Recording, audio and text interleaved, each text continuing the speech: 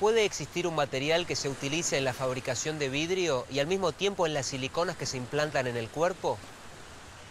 ¿Que se emplee como fertilizante para el suelo y a la vez surque el cielo y el espacio? ¿Que se obtenga de la arena y que haya posibilitado la revolución de la microelectrónica?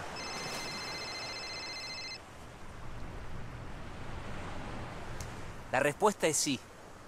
Y sí también es su símbolo químico. Vamos a conocer el material que mayor impacto tuvo en la humanidad en los últimos tiempos: el silicio.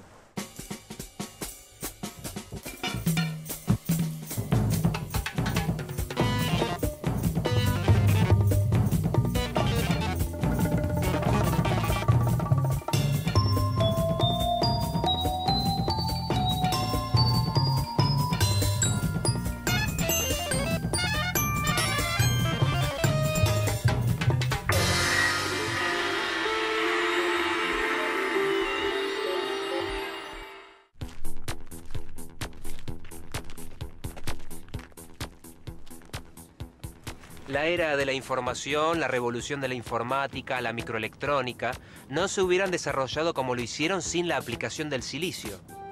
Pero ¿cómo y dónde se encuentra este elemento que de alguna manera cambió nuestra forma de vivir? El silicio compone alrededor del 20% de la corteza terrestre y es el segundo elemento más abundante después del oxígeno. Se encuentra en la tabla periódica de los elementos en el grupo 14 e integra la familia del carbono. Pero a diferencia del carbono, no se halla en la naturaleza en estado puro, sino que se encuentra generalmente combinado con oxígeno, por lo que forma óxidos de silicio y silicatos. El silicio es parte de cristales de roca, cuarzo lechoso, amatistas, cuarzo rosado y cuarzo ahumado. El dióxido de silicio abunda en distintas formas como cuarzo, ágata, jaspe, carnelia, ópalo y pedernal. La arena es en gran parte dióxido de silicio y la mayoría de las rocas comunes contienen silicio, excepto las calizas o las dolomitas.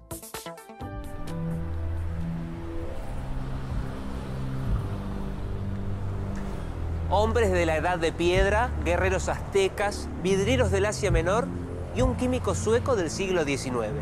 ¿Qué tienen en común estas personas separadas en el tiempo por miles de años? Ellos forman parte de la historia del silicio, material que oficialmente fue descubierto en 1823, aunque en realidad su uso se remonta casi a los primeros hombres que habitaron la Tierra.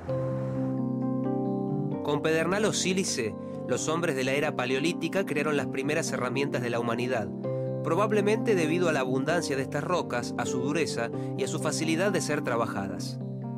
El pedernal fue fundamental en el desarrollo de la civilización. El hombre lo usó para generar chispas y tener acceso a la tecnología del fuego.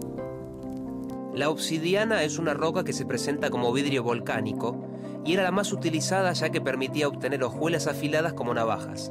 Fue usada en puntas de flechas por las tribus andinas y también por los aztecas en armas con las que podían cercenar el brazo de un enemigo. Materiales que hoy empleamos como la arcilla y el vidrio también son compuestos de silicio y fueron utilizados desde épocas remotas. La arcilla, constituida por silicatos, se usaba en alfarería y en construcción. En cuanto al vidrio, no se sabe cuándo ni cómo fue descubierto, pero por objetos encontrados, se presume que se halló probablemente en Asia Menor antes del año 12.000 a.C. Hasta 1787 se asumía que el sílice era un elemento. Sin embargo, en ese año, Lavoisier sugirió que este material era un óxido de algún otro elemento desconocido. Aparentemente, Gay-Lussac y Thénard fueron los primeros en producir silicio en 1811.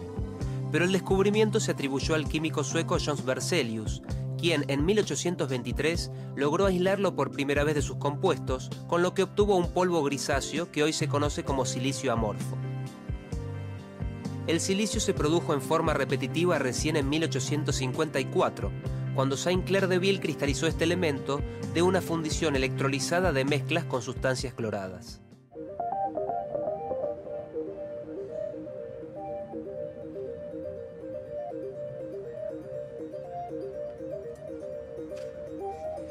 Las propiedades del silicio permitieron la revolución de la electrónica. Y en vista de su impacto en la vida moderna, algunos autores afirman que ya estamos en una nueva era, la del silicio. Pero ¿cuáles son las propiedades fundamentales de este elemento?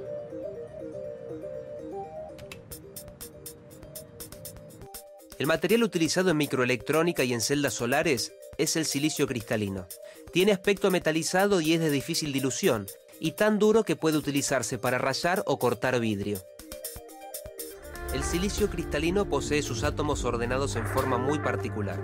Cada uno de ellos intenta unirse con 4 átomos vecinos. Lo que los mantiene unidos son 2 electrones que comparten, uno de cada átomo. Como cada átomo de silicio tiene 4 electrones que no están fuertemente unidos al núcleo, todo funciona perfectamente si cada átomo está rodeado de otros 4 átomos iguales. El silicio es un pobre conductor de electricidad cuando todos los electrones están restringidos en enlaces. Por lo tanto, actúa como aislante y no conduce electricidad. Pero estos enlaces pueden romperse si se los excita lo suficiente, por ejemplo, con un fotón proveniente del Sol. El fotón energético empuja al electrón, liberando el enlace y transmitiendo su energía para que se produzca un movimiento de electrones, es decir, corriente eléctrica. Una vez liberado del enlace, el electrón puede moverse a través del silicio y contribuir al flujo de la corriente eléctrica, actuando como los conductores. Debido a que en ocasiones el silicio actúa como aislante, y si se lo excita actúa conduciendo electricidad, recibe el nombre de material semiconductor. Esta propiedad lo convierte en vital para la microelectrónica y para el funcionamiento de las celdas solares, en las que los fotones del Sol son los que excitan a los electrones y generan la corriente eléctrica.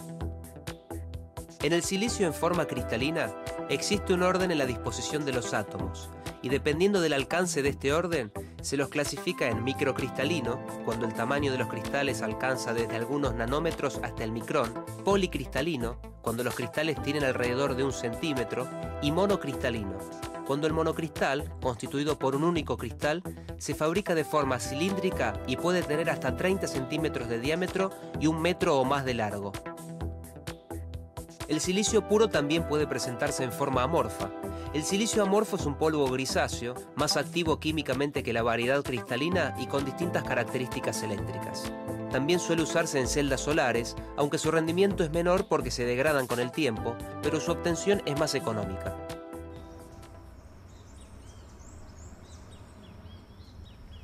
La ciudad de Bangalore, con 6 millones de habitantes, es el segundo centro industrial de la India. ¿Qué relación tiene esta ciudad con el silicio? Por su enorme industria del software, la ciudad es llamada Silicon Valley, o Valle del Silicio, en alusión al Silicon Valley californiano. La región que desde los años 60 concentra numerosas empresas del sector informático y electrónico. El hecho de dar nombre a estos centros manifiesta la trascendencia de este material para la alta tecnología. Pero ¿cuáles son las otras aplicaciones del silicio, además del desarrollo de la electrónica? Existen importantes usos del silicio que no requieren de un material cristalino y de alta pureza. En estos casos se lo utiliza como elemento de aleación en fundiciones, en la industria de la cerámica y en la fabricación de vidrio para ventanas y aislantes. El carburo de silicio es uno de los abrasivos industriales más importantes. Se usa, por ejemplo, en la fabricación de láseres. El dióxido de silicio es un importante constituyente del hormigón y los ladrillos y se emplea en la producción del cemento Portland. El silicio también es el constituyente principal de la silicona que se utiliza en lentes de contacto y en distintos tipos de implantes. Además se lo emplea en la agricultura como elemento fertilizante en forma de mineral primario rico en silicio. Arena. La arena es el material de partida para producir silicio.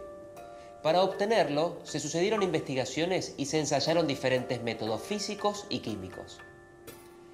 Podemos decir que pasar del uso de la arena con la que funciona este reloj a la aplicación del silicio que alimenta a este otro fue cuestión de tiempo. La primera etapa en la producción de silicio consiste en pasar de la arena a lo que se conoce como silicio grado metalúrgico. Para esto se reduce el dióxido de silicio con carbono en grandes hornos de arco eléctrico a una temperatura superior a 3000 grados centígrados. El silicio en estado líquido se acumula en el fondo del horno, de donde se extrae y se enfría. Este material tiene una pureza de un 98 a 99%, a un costo de 1 a 2 dólares el kilogramo. De la producción global de silicio, solo una muy pequeña fracción, aproximadamente una milésima parte, vuelve a purificarse para producir el llamado silicio grado semiconductor que requiere la industria electrónica. Este silicio ultrapuro puede obtenerse por métodos físicos o químicos. Los métodos físicos se basan en la mayor solubilidad de las impurezas en el silicio líquido, de forma que éste se concentra en las últimas zonas solidificadas. La fusión por zona fue el primer método físico usado a escala industrial. Consiste en fundir un extremo de la barra de silicio para trasladar lentamente el foco de calor a lo largo de la barra, de modo que el silicio va solidificándose con una pureza mayor debido a que la zona fundida arrastra gran parte de las impurezas. El proceso puede repetirse varias veces hasta lograr la pureza deseada. Luego se procede a cortar el extremo final en el que se han acumulado las impurezas. Los métodos químicos se aplican a aquellos compuestos de silicio más fáciles de purificar, como el triclorosilano o el silano, producidos a partir del silicio grado metalúrgico. Uno de los métodos actualmente más utilizados se denomina proceso Siemens. Durante este proceso se produce la reducción del tetraclorosilano con hidrógeno, se libera cloro, cloruro de fósforo y de níquel, y de esta manera se recupera el silicio de alta pureza en grado semiconductor. El proceso Siemens requiere mucha energía, lo cual eleva considerablemente el costo del material a $60 o $70 el kilo. El silicio producido por este y otros métodos similares es de tipo policristalino y tiene una fracción de impurezas de 1 milésima parte por millón o menor.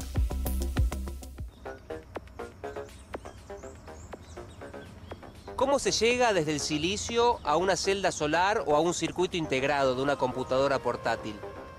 En principio, a partir del silicio puro hay que llegar al silicio cristalino. Para que un dispositivo electrónico, como un circuito o una celda solar, funcione eficientemente, el material de partida debe ser cristalino y de alta pureza. La técnica más utilizada para obtener monocristales es la conocida como crecimiento Czochralski.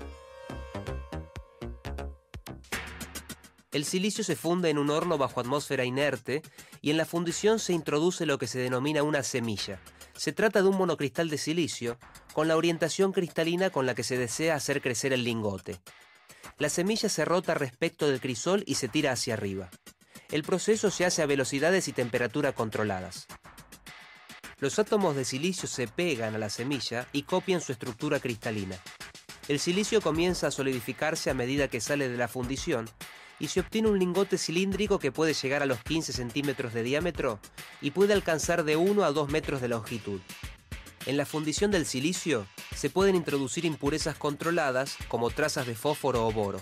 Este proceso se denomina dopado y dependiendo de cuáles sean esas impurezas, se obtendrá un tipo específico de silicio.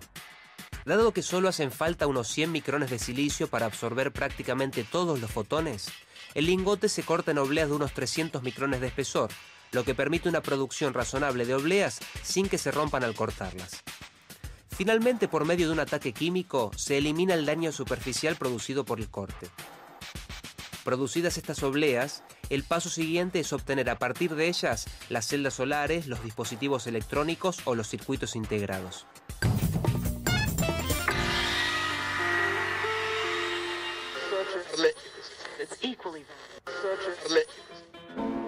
Desde las últimas radios a válvula hasta el MP4 pasaron unos 60 años. En ese lapso fue la invención del transistor la que hizo posible la revolución de la electrónica. Y en su evolución el silicio jugó un papel fundamental. En los primeros circuitos integrados, los transistores tenían dimensiones de alrededor de 1 centímetro. ¿Qué espacio hubiese sido necesario para albergar los 10 millones de transistores que tienen las computadoras de hoy? Podríamos decir que un área de casi 1000 metros cuadrados como esta enorme superficie. Todo esto es parte de la historia del silicio y de la microelectrónica. Los transistores, desarrollados en 1947, reemplazaron a las válvulas inventadas a principios del siglo XX y aplicadas primero en telefonía y luego en radios y televisores. Las válvulas consumían mucha energía, su filamento solía quemarse y estaban conformadas por una carcasa de vidrio que ocupaba mucho volumen. Los transistores, desarrollados por 3 físicos estadounidenses, resolvieron esos inconvenientes y abrieron el camino que, junto con otras invenciones, como la de los circuitos integrados, potenciaron el desarrollo de las computadoras, de los electrodomésticos y hasta de los teléfonos celulares. Los transistores se basan en las propiedades de conducción eléctrica de materiales semiconductores, como el silicio y el germanio. Durante los 10 años posteriores a la invención del transistor, se realizaron importantes adelantos. Se inventaron diferentes tipos de transistores. En principio se empleó el germanio y posteriormente el silicio, que hoy domina la industria de los semiconductores. En 1958 se inventaron los circuitos para acoplar los transistores directamente sobre una oblea de silicio, a lo que se llamó circuito integrado.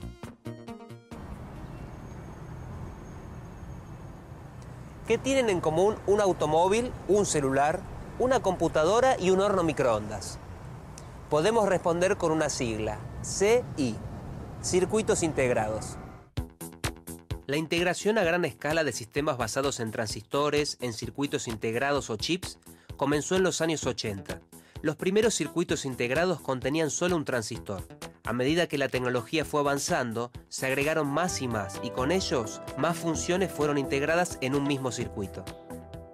En base al nivel de integración, es decir, al número de sus componentes, los circuitos integrados se clasifican en SSI, inferior a 12 componentes, MSI, de 12 a 99, LSI, de 100 a 9999, BLSI, de 10.000 a 99.999 y ULSI, de 100.000 o más. En una computadora, el que procesa toda la información, mantiene un registro de las teclas que se presionan y de los movimientos del mouse, corre los programas y el sistema operativo, es un circuito integrado que conocemos como microprocesador. En 1971, el microprocesador Intel 4004 tenía unos 2000 transistores. Actualmente, la tecnología de los microprocesadores permite incluir más de 200 millones de transistores. Desde 1970, cada año y medio aproximadamente, las dimensiones de los transistores se fueron reduciendo a la mitad. Esta es la denominada ley de Moore. Así, desde los primeros circuitos integrados, el tamaño de los transistores se redujo unas 100.000 veces. El progreso continúa y ya se están desarrollando microprocesadores que utilizan nanotecnología para dar respuesta a las necesidades de los mini dispositivos electrónicos. Desde épocas remotas, distintas culturas adoraron al Sol y reconocieron su importancia en el ciclo de la vida. El Sol, directa o indirectamente, aporta toda la energía que mantiene la vida en la Tierra. Sin él, nuestra existencia en el planeta no sería posible. Desde el siglo XIX, el hombre intentó convertir la energía solar en electricidad. Una ilusión que pudo haber terminado si no fuera por el advenimiento de la energía fotovoltaica, en la que fue clave un material: el silicio. En la búsqueda por transformar la energía solar en potencia utilizable, hubo experiencias tempranas técnicamente exitosas, pero que no eran comercialmente sostenibles. En 1876 se produjo la primera celda solar de estado sólido de selenio y muchos años después el primer módulo de celdas. Con la esperanza de brindar energía al mundo, investigadores trabajaron con estas celdas, pero no pudieron convertir en electricidad más del 0,1% de la energía que les llegaba del Sol.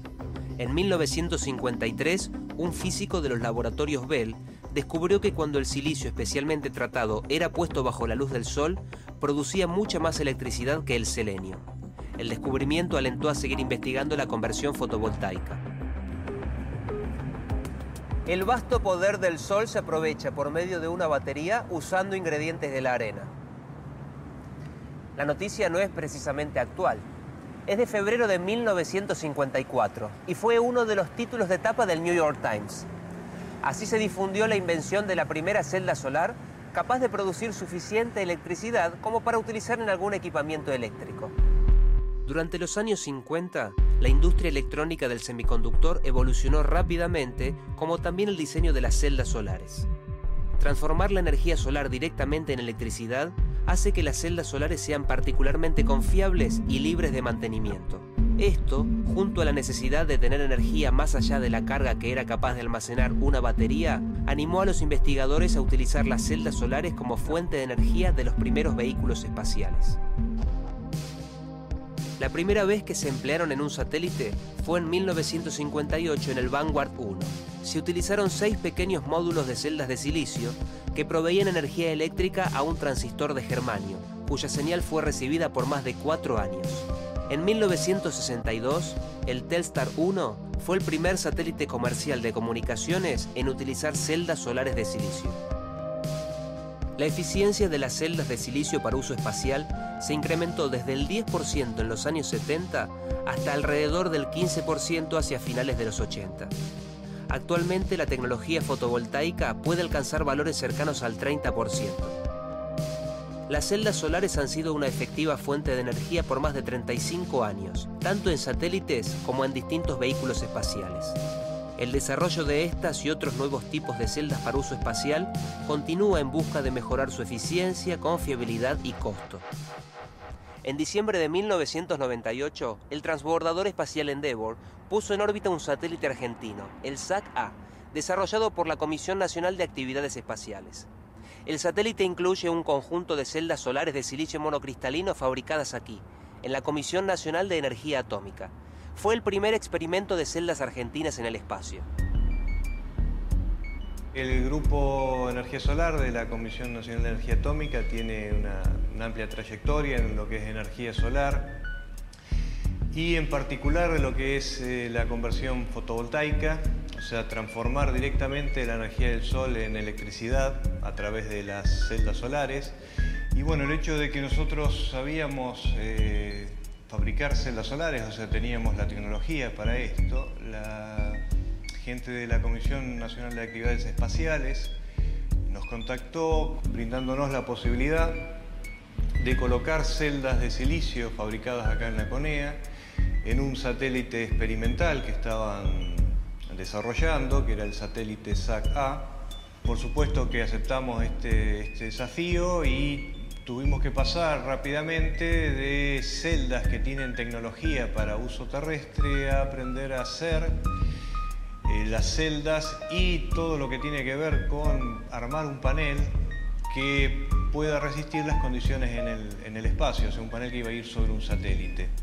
La vida útil de celdas en el espacio tiene que ver con cómo se van a degradar estas celdas, fundamentalmente por el bombardeo que van a recibir de protones y electrones. Esto lo que hace es dañar la estructura cristalina de la celda y esto va a hacer que la celda funcione cada vez peor, o sea que vaya entregando cada vez menos corriente, o sea que su eficiencia vaya bajando. Entonces simplemente uno hace un diseño donde inicialmente está sobrando energía, pero se asegura que después del, digamos, cercano allá al último año, donde el satélite todavía necesita funcionar con todo el equipamiento, digamos, al 100%, va a tener la energía que necesite para este funcionamiento, digamos.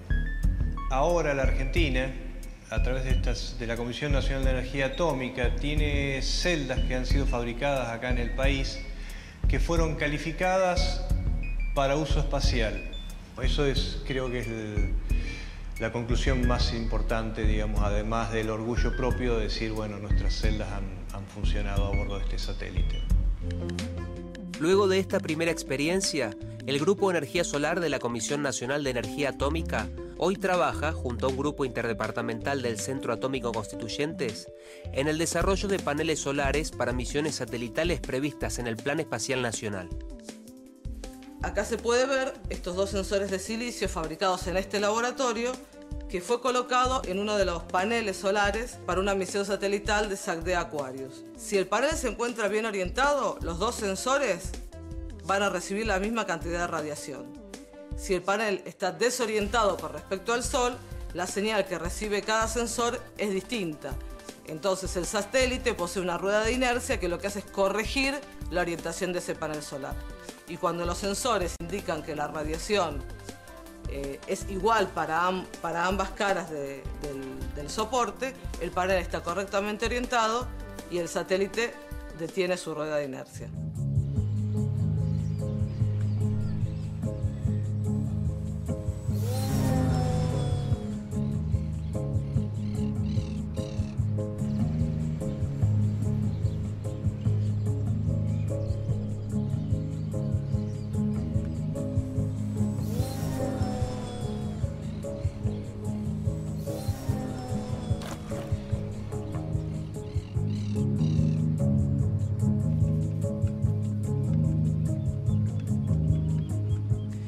Cuando en 1876 se creó la primera celda solar de selenio, el hombre no había logrado fabricar un avión que pudiese volar más de 35 metros. Curiosamente, la primera y por entonces única aplicación de las celdas solares de silicio luego de muchos años de evolución fue el uso espacial. Los materiales más utilizados en celdas fotovoltaicas para paneles espaciales son el arseniuro de galio y el silicio. La diferencia entre los módulos fotovoltaicos para uso terrestre y para uso espacial radica en la protección que se le da a cada uno para preservarlo del medio ambiente. En el espacio existen factores como el bombardeo de partículas atrapadas por el campo magnético terrestre, mayor radiación ultravioleta, micrometeoritos y mayores ciclados térmicos que deterioran la vida útil de los paneles de los satélites. En la Tierra, el módulo se ve expuesto a los factores climáticos, sobre todo la humedad, que deterioran las celdas y los contactos si no se los protege. Podemos pensar que los usos principales son abastecer parcialmente o en su totalidad la energía fotovoltaica en casas, teléfonos de emergencia en las rutas, esos están abastecidos por paneles fotovoltaicos, y en pequeñas aplicaciones, bueno, hay desde juguetes hasta calculadoras, relojes, luminarias autónomas que pueden ponerse en jardines, etc. Y esto es en cuanto al uso. Ahora, si hablamos de los materiales, hoy en día sigue siendo el silicio el material que más se encuentra en las celdas fotovoltaicas. Los paneles más grandes en general son de silicio monocristalino o policristalino. El policristalino tiene un poco menos de eficiencia que el monocristalino, pero compensa un poco con el costo. O sea que son los dos, creo que son los principales, los más usados. Este que tengo acá, que pueden ver, es uno de silicio policristalino. No sé si llega a ver que se ven como manchas con distintas tonalidades. Eso es típico de los paneles policristalinos, mientras que si fuera monocristalino se vería un color parejo.